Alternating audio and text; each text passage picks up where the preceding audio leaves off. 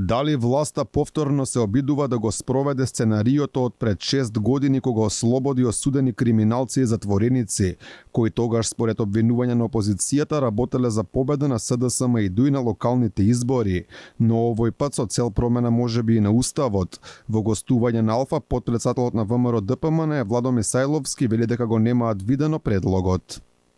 И сакаат да направат една амнестија на што повеќе затвореници поради, не знам, некоја нивна најава дека многу имало луѓе во затворите и немало добри услови. Но да потсетам јавноста, ова се случи пред локалните избори 2017 година, мислам. Оние ослободија преку 1000 луѓе што беа во затворите и најголем дел од нив ми им помогнаа за избори. Бидејќи јас бев кандидат за градоначелник тој период, знам како беше на терен.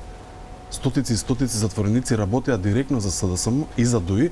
Мисајловски ги демонтира информациите дека постоел некаков договор меѓу власта и опозицијата за ослободување на осудените од 27 април, со цел ВМРО ДПМН да ги поддржат уставните измени. Дека постои таков договор демонтира и премиерот Димитар Ковачевски.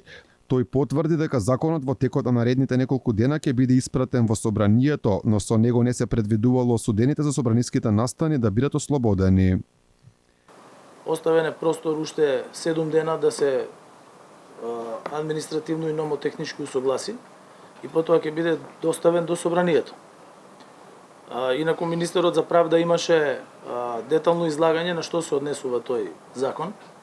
Значи се однесува за одредена категорија на затвореници и осуденици кои што веќе се на издржување на казни и точно е наведено за што не се однесува. Предложеното законско решение според неофицијални информации предизвика и судири во владината коалиција. Медиумите објавија дека министерот за правда Кренар Лога отворено застанал против предложеното решение, па дури и усно се заканил со оставка. Премиерот Ковачевски одби да одговори поконкретно за овие информации и упати на министерот Лога.